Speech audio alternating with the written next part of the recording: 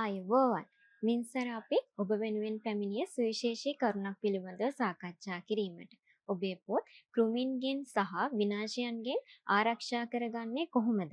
පොත්වලට ආදරය කරන අපිට තියෙන ලොකුම ගැටලුවක් තමයි කාලයත් එක්ක පොත් දි รา පත් වීම සඳහා කෘමි සතුන්ගෙන් සිදුවන හානිය. ඉතින් ඔබේ පොත් රාක්කය කාලාන්තරයක් සුරක්ෂිතව තබා ගන්න මෙන්න මේ පුංචි රහස් ටික අත්හදා බලන්න. පියලි බව රැකගන්න. කෘමීන් වැඩියෙන්ම එන්නේ තෙතමනේ තියෙන තැන්වලටයි.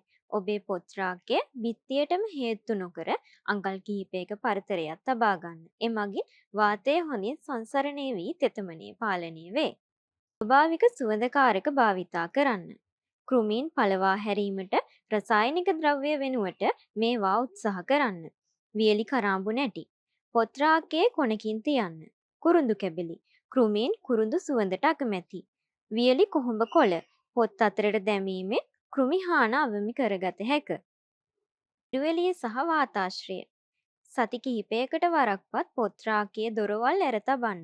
පොත්වලට ඍජු හිරුවෙලිය වැටීමට ඉඩ නොදෙන්න. නමුත් කාමරයට හොඳින් ආලෝකය සහ වාතය ලැබීමට සලස්වන්න.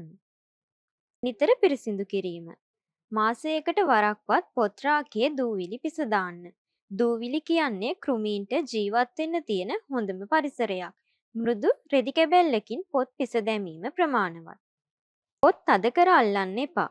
පොත් රාක්කයේ පොත් එකිනෙකට තදවනසේ අල්ලන්න එපා. පොත් අතර සුළු ඉඩක් තිබීමෙන් වාතය ගමන් කරන අතර කෘමීන්ට බිත්තර දැමීමට ඇති අවස්ථාව මගහැරී යයි. විශේෂ මතක් කිරීමක්. ඔබ අලුතින් පොත් මිලදී ගන්නා විට ඒවායේ කෘමීන් හෝ කෘමි බිත්තර නොමැති බව තහවුරු කරගෙන ඔබගේ පැරණි පොත් එකතුවට එකතු කරන්න. නැවතත් මෙවැනි වැදගත් කරුණු රැසකින් හමුවෙමු.